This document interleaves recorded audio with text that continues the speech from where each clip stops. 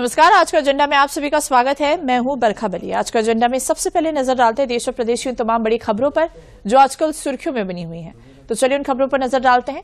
आज से जीएसटी की नई दरें लागू। एशिया कप में भारत ने पाक को 6 विकेट से हराया। उन्नाव में धार्मिक जुलूस को लेकर तनाव। मिशन शक्ति का 5वां चरण शुरू और पिछले 24 घंटे में 4 देशों ने फिलिस्तीनी को मान्यता दी है। तो ये कुछ तमाम बड़ी खबरें हैं जिन पर आज हम आज का एजेंडा में बात करेंगे। हमारे साथ कुछ संवाददाता भी जुड़ेंगे जो इस पर हमें अधिक जानकारी देंगे। तो चलिए अपनी पहली खबर पर नजर डालते हैं। देश में आज नवरात्रि की शुरुआत धौरी खुशी के साथ हो रही है। दरअसल आज से ही देश भर में जीएसटी की नई दरों में लागू की गई है। अगर हम इन नई दरों की बात करें तो केंद्र सरकार द्वारा जीएसटी दरों में बड़ी कटौती की गई है, जिसका लाभ आज से आम लोगों तक पहुंचना शुरू हो गया है। अब रसोई में इस्तेमाल होने वाले सामान से लेकर इलेक्ट्रॉनिक्स, दवाइयां, बीमा और वाहनों तक लगभग 375 वस्तुएं सस्ती हो गई है। नवरात्रि के पहले दिन से ही ऑटोमोबाइल कंपनियों और कई ब्रांड्स ने कीमतों में कटौती का ऐलान कर दिया है। पानी, दूध, पैकेट बंद खाद्य पदार्थों जैसे रोजमर्रा की चीजें भी पहले से सस्ती हुई हैं। तो देखिए आज से जीएसटी की दरों में बदलाव किया गया है। पहले जहां पर जो 4 स्लैब थे उसको हटाकर अब सिर्फ 2 स्लैब्स कर दिया गया। कहीं ना कहीं टैक्स को आसान किया गया है, टैक्स सिस्टम को आम नागरिकों के लिए आसान किया गया है।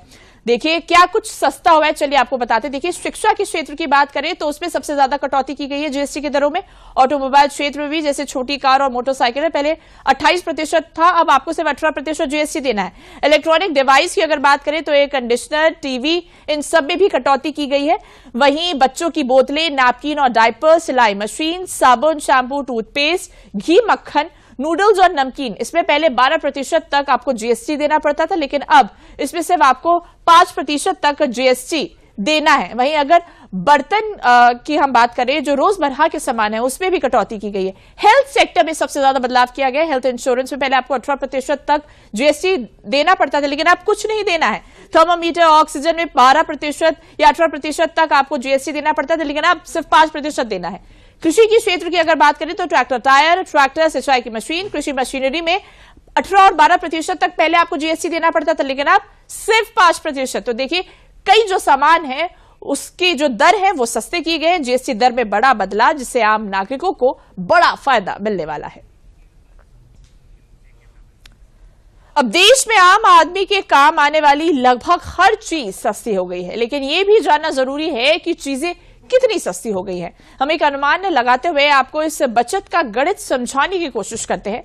मान लो एक हेयर ऑयल की बोतल की कीमत 100 रुपए थी और उस पर 18% जीएसटी लगता था, तो कैलकुलेशन के हिसाब से उस पर 18 रुपए जीएसटी लगा, यानी उस हेयर ऑयल बोतल की कीमत 118 रुपए हो जाती है। लेकिन अब जीएसटी की नई दरें में यह टैक्स सिर्फ 5% लगेगा, जिससे उस हेयर ऑयल की बोतल पर सिर्फ 5 रुपए ही टैक्स लगेगा। यानी वही हेयर ऑयल की बोतल अब 105 रुपए में हो जाएगी। यानी अब उस हेयर ऑयल पर सीधे 13 रुपए का फायदा हुआ है। तो देखिए 13 रुपए की बड़ी बचत जो है वो आम नागरिकों को देखने को मिल रही है। वहीं अगर हम होटल सेक्टर की अगर बात करें तो पहले होटल का किराया पर पर्सन पर डे का 5,000 रुपए था, जिस पर 12% तक जीएसटी लगता था, जिसके बाद जो उसकी कीमत हो जाती थी वो 5,600 रुपए हो जाती थी। लेकिन अब सिर्फ 5% तक जीएसटी लगेगा, जिसके बाद अब लोगों को 350 रुपए का फायदा हुआ है, यानी कि 350 रुपए की भारी बचत।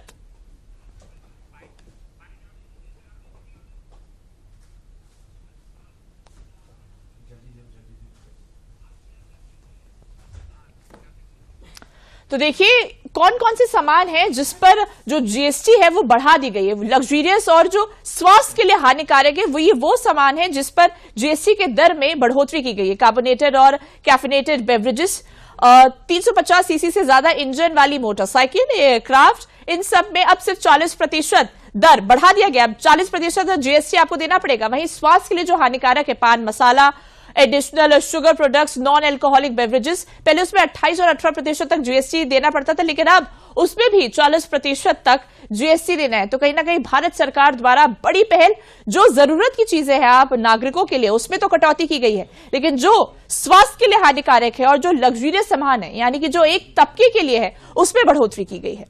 चलिए अपनी अगली खबर पर नजर डालते हैं। आज नवरात्रि का पहला दिन है और आज से ही देश में जीएसटी बचत उत्सव भी शुरू हो रहा है। पीएम मोदी ने रविवार की शाम राष्ट्र के नाम संबोधित किया और देशवासियों को नवरात्र और जीएसटी सुधारों को लेकर शुभकामनाएं भी दी हैं। जीएसटी के ये नए रिफॉर्म्स लागू हो रहे हैं। नए स्वरूप में मुख्य रूप से अब सिर्फ 5% और 18% के ही टैक्स स्लैब रहेंगे। इसका मतलब है रोजमर्रा के इस्तेमाल की ज्यादातर चीजें और सस्ती हो जाएगी।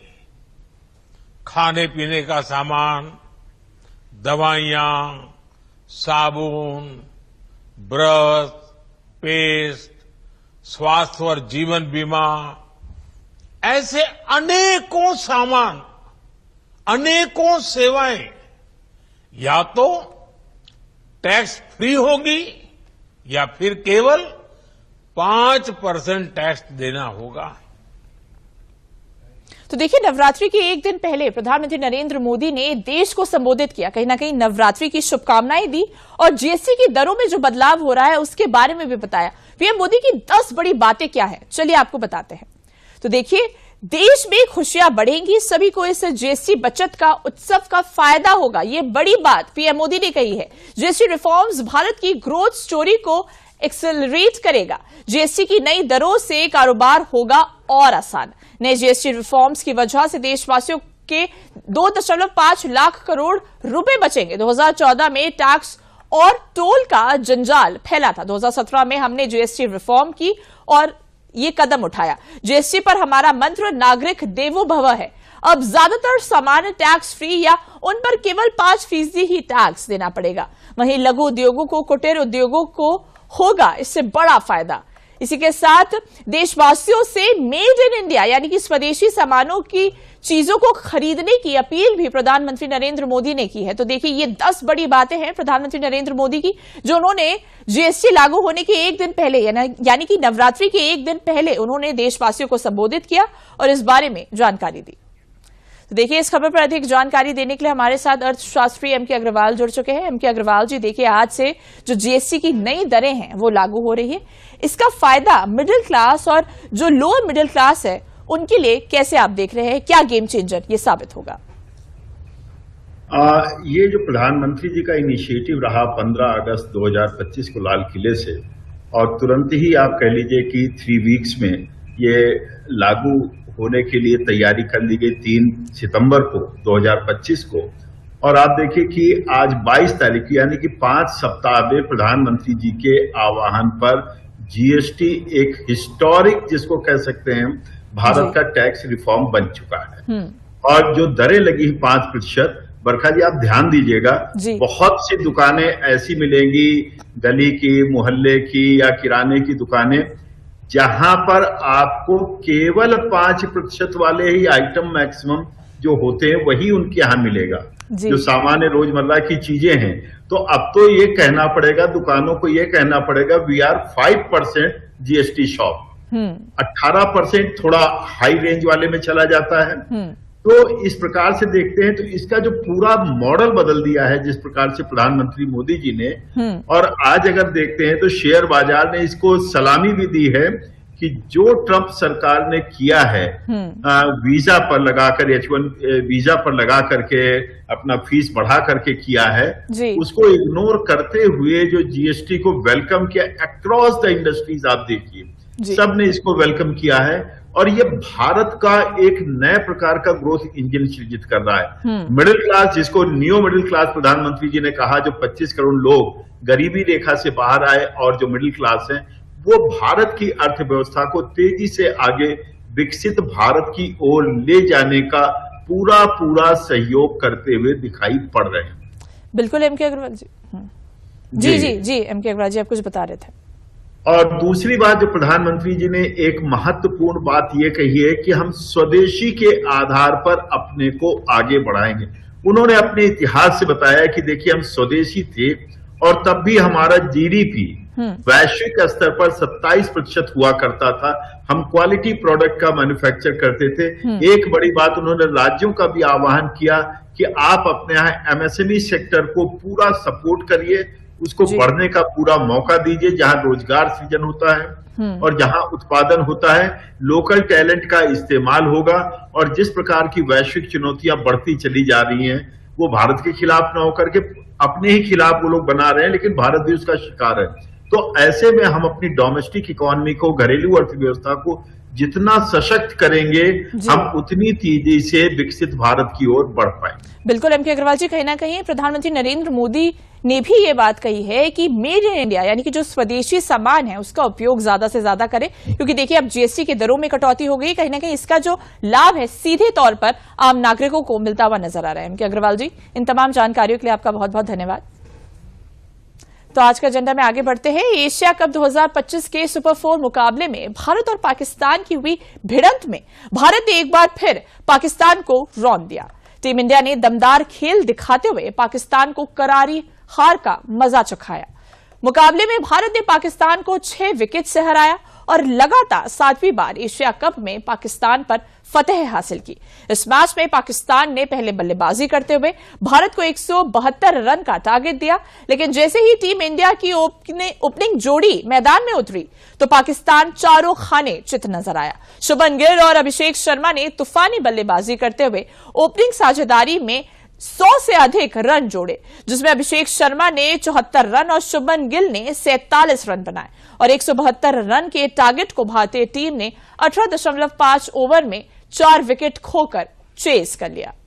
तो देखिए भारत की बड़ी जीत, कहना कहीं कह सकते हैं कि एशिया कप में दूसरी बार भारत को जीत मिली है। भारत ने पाकिस्तान पर लगातार 7वीं बार अगर देखें तो जीत हासिल की है। पाकिस्तान ने पहले बैटिंग करते हुए 20 ओवर में 171 रन बनाए थे। भारत ने 18.4 ओवर में महज 4 विकेट खोकर मैच जीत लिया है। पाकिस्तान ओपनर साहिबजादा फरहान ने 58 रन बनाए थे। अभिषेक शर्मा को प्लेयर ऑफ द मैच चुना गया था। तो देखिए अभिषेक की तो बेहतरीन पारी देखने को मिली कल मैच में। भारत ने पाकिस्तान पर लगातार 7वीं जीत हासिल की है।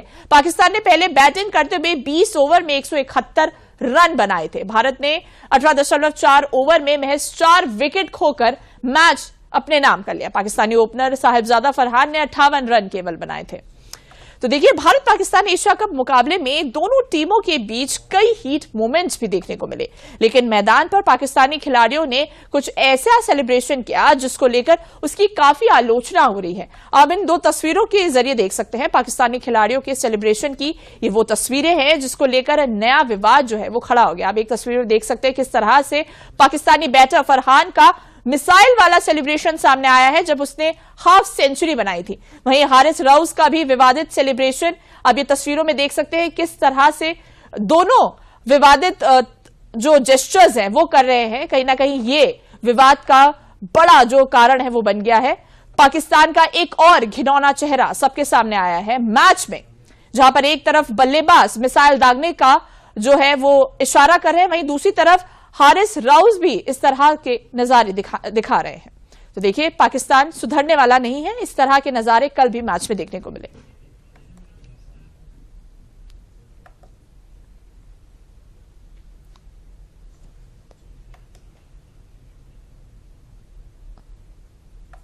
I mean, today was pretty simple. I think that the way they were coming to us without any reason, I didn't like at all. And I thought that this is only the reason that I could... Asia cup super 4 के मुकाबले में पाकिस्तान को हराने के बाद भारतीय कप्तान सूर्य कुमार यादव ने पाकिस्तानी टीम पर चुटकी ली। दरअसल मैच के बाद प्रेस कॉन्फ्रेंस के दौरान एक रिपोर्टर ने उनसे पूछा कि क्या इस बार पाकिस्तान की टीम ज्यादा प्रतिस्पर्धी थी। इस पर कप्तान सूर्य कुमार यादव ने जो मजेदार जवाब दिया, चलिए आपको सुनवाते हैं। मैं एक्चुअली ये क्वेश्चन के ऊपर एक चीज बोलना चाहूंगा। मुझे ऐसा लगता है कि आप लोगों को ये क्वेश्चन पूछने बंद कर देना चाहिए अभी राइवलरी के ऊपर, बिकॉज राइवलरी स्टैंडर्ड राइवलरी एक ही बात है सर। कोई टीम अच्छा क्रिकेट खेले नहीं खेले, मेरे हिसाब से अगर 2 टीमें 15-20 मैच खेल रही हैं और उसमें अगर 7 ऑल है या 8-7 से कोई आगे चल रहा है तो उसको अच्छा क्रिकेट खेलना बोलते हैं और उसको राइवलरी बोलते हैं। 13-0, 10-1, मुझे पता नहीं क्या स्टैट है, but this is not a rivalry any more. तो इस खबर पर अधिक जानकारी देने के हमारे साथ हमारे संवाददाता मुकेश शुक्ला जुड़ चुके हैं। मुकेश जी, देखिए, कल भारत ने फिर से पाकिस्तान के खिलाफ जीत दर्ज कर ली और कहा जा सकता है 7 लगातार बार भारत ने पाकिस्तान पर जीत दर्ज की है। एक तरफा मुकाबला था, कहीं ना कहीं अब पाकिस्तान की जो क्रिकेट टीम है उसको अपनी टीम वर्क पर आकलन करने की जरूरत है, क्योंकि देखिए एक दौर था जब भारत और पाकिस्तान का जो मैच होता था उसके लिए लोग वेट करते थे, लेकिन अब एक तरफा मुकाबला ही लगातार नजर आ रहा है।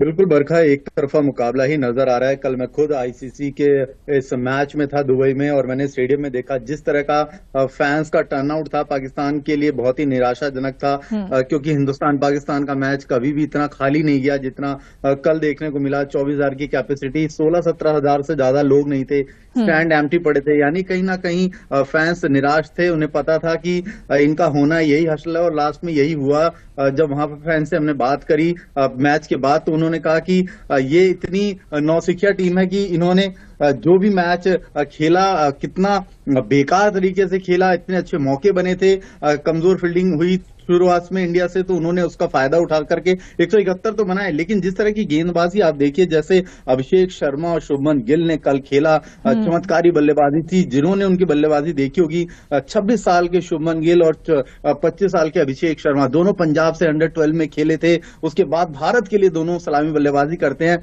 और जिस अंदाज में उन्होंने बखिया उधेड़ी पाकिस्तानी गेंदबाजों की, शाहीन शाह अफरीदी की पहली गेंद पर अभिषेक शर्मा ने वही छक्का, वही अंदाज, वही टेम्परामेंट लगा करके रखा और दिखा दिया। उन्होंने अपनी प्रेस कॉन्फ्रेंस में भी बोला कि जिस तरह से वो छेड़ रहे थे और जिस तरह से आपने दोनों वीडियो देखे रऊफ का और फरहान को मौके मिले, इसीलिए उनका वो 54 रन या 57 रन बन गया। नहीं तो अगर वो कैच टाइम पे पकड़ा गया होता तो 5-6 रन पे इनका भी मामला सिमट जाता, ये 100-125 में निपट लेते। लेकिन किस्मत के धनी थे, 2 कैच छूटा तो यहाँ तक पहुंचे। लेकिन दूसरी तरफ देखिए अभिषेक शर्मा और शुभमन गिल, जिस तरह का उनका क्लास टेम्परामेंट था, कहीं भी कोई बिल्कुल मुकेश जी, कहीं ना कहीं हम ये कह सकते हैं कि एक दौर था जब पाकिस्तान की बॉलिंग जो थी वो हमेशा से दमदार रही थी, लेकिन कल हमने मैच में देखा किस तरह से पहला विकेट लेने के लिए ही पाकिस्तान की टीम स्ट्रगल कर रही थी। कहीं ना कहीं हम कह सकते हैं कि अब पाकिस्तान की टीम को खुद आकलन करने की जरूरत है कि कहां उनकी कमजोरी देखने को मिल रही है। मुकेश, इन तमाम जानकारियों के लिए आपका बहुत बहुत धन्यवाद। तो आज का एजेंडा में आगे बढ़ने से पहले लेते हैं एक विराम।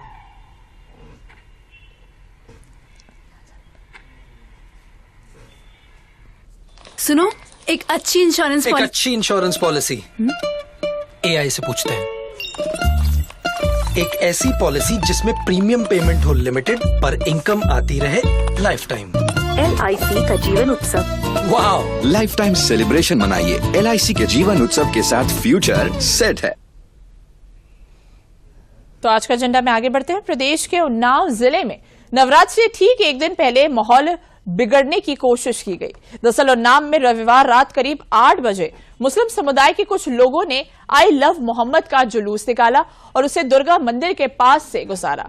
जुलूस के बाद बिगड़ते हुए माहौल को काबू करने के लिए पुलिस ने जुलूसी लोगों को समझाने का प्रयास किया और भीड़ को तितर बितर करने की कोशिश की, लेकिन इस दौरान जुलूस में शामिल मुस्लिम लोगों ने सर तन से जुदा जैसे धार्मिक नारे लगाए और पुलिस के साथ धक्का मुक्की भी की, फिर पथराव कर दिया, जिसके बाद स्थिति पर नियंत्रण पाने के लिए पुलिस ने लाठीचार्ज किया और 6 लोगों को हिरासत में लिया। तो देखिए, उन्नाव में माहौल बिगड़ने की जो पूरी कोशिश है वो की गई थी। नवरात्रि से ठीक एक दिन पहले माहौल बिगाड़ने की पूरी कोशिश की गई। नवरात्र के एक दिन पहले उन्नाव में माहौल बिगाड़ने की पूरी कोशिश, आई लव मोहम्मद के जुलूस को दुर्गा मंदिर के पास से गुजारा गया। तो देखिए, मंदिर के पास से ही सरतन से जुदा जैसे धार्मिक नारे भी लगाए गए। ये जुलूस बिना किसी अनुमति के निकाला गया। तो देखिए, उन्नाव में धार्मिक जुलूस में किस तरह से तनाव देखने को मिला। जुलूस के दौरान पुलिस के साथ धक्का मुक्की भी की गई। शुरुआती जांच के अनुसार बवाल की शुरुआत सोशल मीडिया से हुई थी। वहीं वायरल हुआ है ये पूरा भड़काऊ जो पोस्ट है वो वायरल हो गया है। तनाव को देखते हुए इलाके में भारी पुलिस अब तैनात कर दी गई है। तो देखिए, उन्नाव में जुलूस के दौरान किस तरह से ये जो वारदात है वो सामने आई है, जहां नवरात्रि के ठीक एक दिन पहले माहौल बिगाड़ने की पूरी कोशिश की गई थी।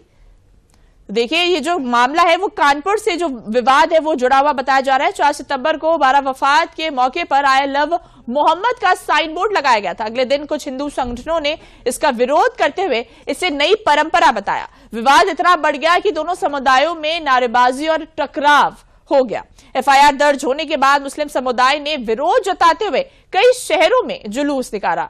शारदा नगर में लोग एफआईआर वापस लेने की भी मांग कर रहे हैं। तो इस पर अखिलेश सिंह, उन्नाव के एसपी, ने क्या कुछ कहा है, चलिए आपको बताते हैं। देखिए, शहर में धारा 144 लगी हुई है और जिसके संबंध में आज सूचना मिली कि गंगा घाट थाना पे जो है कुछ लोग जो है इकट्ठा हुए हैं और इसका उल्लंघन करने की सूचना मिली थी। इस आधार पे पुलिस वहां गई थी। तो वहां पे जिस मोहल्ले में गई थी, जहां पे सूचना मिली थी, वहां पे कुछ महिलाओं और कुछ पुरुषों द्वारा पुलिस के कार्य में बाधा पहुंचाया गया था, जिसको हल्का सा बल प्रयोग करके वहां से उनको हटा दिया गया है और मौके से 6 लोगों को गिरफ्तार किया गया है और मुकदमा पंजीकृत करके अन्य आवश्यक विधिक कार्रवाई की जाएगी। तो इस खबर पर अधिक जानकारी देने के लिए हमारे साथ हमारे संवाददाता रामीन सिंह जुड़ चुके हैं। रामीन, देखिए, उन्नाव में नवरात्रि से ठीक एक दिन पहले इस तरह की घटना सामने आई है। फिलहाल क्या कुछ अपडेट है इसको लेकर? देखिए बरखा, पहली बात तो जान लीजिए, ये छोटे छोटे मोहरे हैं जो दिख रहे हैं हमको, उन्नाव हो, कानपुर हो, अलीगढ़ हो या बरेली हो, जो लोग हैं मोहरे हैं। देखिए, दुनिया की जो ताकतें हैं मजबूत भारत को देखना नहीं चाहती हैं। उनका उद्देश्य है कि धर्म के नाम पर इनको बांट दो, जात के नाम पर इनके बांट दो, और जो वोट के कुछ ठेकेदार हैं वो उसमें अपना काम कर रहे हैं। उसमें फंड निवेश होता है, चाहे उन्नाव हो चाहे कानपुर हो। कानपुर में यही तो कहा गया कि जो नई परंपराएं वो ना शुरू की जाए जिससे आगे के टकराव ना हो। तो इसमें कोई ऐसी बात नहीं थी। उन्होंने मोहम्मद साहब का कोई अपमान नहीं किया था। उन्होंने कहा कि नई परंपराएं न शुरू की जाएं। और उसके जो धर्म के ठेकेदार उन्होंने तुरंत अपनी जो सोशल मीडिया साइट है उनमें लिखा कि नहीं, मोहम्मद साहब के लिए तो जान दे देंगे। जान तो दे रहे हो ना आप। अफगानिस्तान, इराक, ईरान, अब देखिए कहाँ कहाँ क्या परिस्थितियां हैं। भारत शांति प्रिय देश है। इसकी सीमाओं में जो लोग रह रहे हैं उसको भारत के संविधान को मानना पड़ेगा। अगर आप पुलिस की वर्दी फाड़ोगे, पुलिस पर आप पथराव करोगे और सरतन से जुदा नारे लगाओगे तो पुलिस अपना काम करेगी। फिर आप कहोगे कि आपके साथ ज्यादती हो रही। तो जो धार्मिक नेता हैं उनको थोड़ा सहिष्णु होना चाहिए और अपने जो उनके अनुयायी हैं, जो उनको मानने वाले हैं, जो उनकी एक बात पर उठकर खड़े हो जाते हैं, उनको समझाएं कि भारत में जितनी शांति से आप रह रहे हो, प्रगति के अवसर है, सड़क, शिक्षा, चिकित्सा मिल रही है, उसको ध्यान रखें। अभी तक वहाँ माहौल, बरखा, जो आपने सवाल किया, शांति बनी हुई है और भारी पुलिस फोर्स तैनात कर दिया गया कि कोई घटना न हो। चूंकि आगे आज से नवरात्र की शुरुआत है, ऐसी कोई परंपरा न पड़े, ऐसा कोई टकराव न हो कि धर्मों के बीच बंटने की कवायद जो लोग कर रहे हैं वो सफल हो। तो ये प्रयास पुलिस ने वहाँ किया है और कुछ लोगों के खिलाफ कानूनी कार्रवाई भी की जा रही है, जिनके खिलाफ मुकदमे लिखे गए। उन मुकदमों को ध्यान रखें कि उन मुकदमों को उन्हीं को फेस करना है। कोई धार्मिक नेता, धार्मिक गुरु फेस करने नहीं आएगा। जिनके खिलाफ कार्रवाई पुलिस कर रही वो 2, 4, 5 साल, 10 साल तक उन मुकदमों को झेलेंगे। तो अपने घर की व्यवस्था देखें और अगर पैगंबर साहब के नाम पर लड़ना है तो उस गरीबी से लड़ें, उस अशिक्षा से लड़ें। बहुत सारी जगह लड़ने वाली हैं। केवल सरतन से जुदा नारे के साथ नहीं आना चाहिए। लड़ाइयां बहुत हैं जिन पर लड़ सकते हैं वो बरखा। बिल्कुल अमीन जी, तमाम जानकारी के लिए आपका बहुत बहुत धन्यवाद। तो आज का एजेंडा में आगे बढ़ने से पहले लेते हैं फिर LIC पेश करता है जीवन लक्ष्य। पाएं जीवन बीमा आकर्षक मैच्योरिटी राशि के साथ एवं बीमित व्यक्ति के न रहने पर भविष्य में देय प्रीमियम भुगतान से माफी, सम एश्योर्ड के 10% का प्रतिवर्ष भुगतान पॉलिसी टर्म तक और पॉलिसी की मैच्योरिटी पर सम एश्योर्ड एवं बोनस का भुगतान। बच्चों की शिक्षा एवं अन्य जरूरतों को पूरा करे। LIC का जीवन लक्ष्य। तो आज का एजेंडा में आगे बढ़ते हैं। देश भर में आज से शारदीय नवरात्र की शुरुआत हो चुकी है। देश भर के मंदिरों को फूलों और फलों से सजाया गया है। शारदीय नवरात्रि के पहले दिन सुबह से ही मंदिरों में भक्तों की भीड़ और लंबी कतारें लगी हुई हैं। आप तस्वीरों में देख सकते हैं कि मुरादाबाद का काली माता मंदिर है, वाराणसी का दुर्गा मंदिर, प्रयागराज अलोपी देवी मंदिर, बलरामपुर देवी पाटन शक्तिपीठ मंदिर और अयोध्या के बड़ी देवकाली मंदिर में किस तरह से ही सुबह से ही भक्तों का तांता लगा हुआ है। भारी मात्रा में श्रद्धालु मां के दर्शन करने पहुंच रहे हैं। आज देखिए, नवरात्रि का पहला दिन है, मां शैलपुत्री का दिन है। मां शैलपुत्री को हिमालय की बेटी कहा जाता है, इसलिए उनका नाम शैलपुत्री रखा गया है। तो देखिए, आज से ही भक्तों का तांता मंदिरों में लगना शुरू हो गया है। सीएम योगी का मिशन शक्ति अब यूपी की सड़कों पर दिखाई दे रहा है। प्रदेश में आज से मिशन शक्ति 5.0 का 5वां चरण शुरू हो रहा है। मिशन शक्ति की थीम नारी सुरक्षा, नारी सम्मान और नारी स्वावलंब तय की गई है। लखनऊ स्थित लोक भवन में मुख्यमंत्री योगी आदित्यनाथ ने इस अभियान का शुभारंभ किया। इस दौरान सीएम योगी ने कहा कि पहले बेटियां सुरक्षित नहीं थी, लेकिन आज वे खुद अपने रास्ते बना रही हैं। उन्होंने कहा कि नारी सम्मान उनकी प्राथमिकता है। यही वजह है कि 2017 के बाद से प्रदेश में महिलाओं की स्थिति में अभूतपूर्व परिवर्तन आया है। तो देखिए, आज से मिशन शक्ति का 5वां संस्करण शुरू हो रहा है। मिशन शक्ति का जो ये मिशन लाया ही गया था ताकि हिंसा, उत्पीड़न और अपराधों पर महिलाओं को सुरक्षित किया जा सके। साल 2020 में यूपी में मिशन शक्ति की शुरुआत हुई थी। महिलाओं और बालिकाओं की सुरक्षा पर इस मिशन के तहत फोकस किया गया था। वहीं इसकी जो शुरुआत है वो नारी सशक्तिकरण से हुई। मिशन शक्ति का जो उद्देश्य है वो बेटियों में सुरक्षा का भाव पैदा करना था।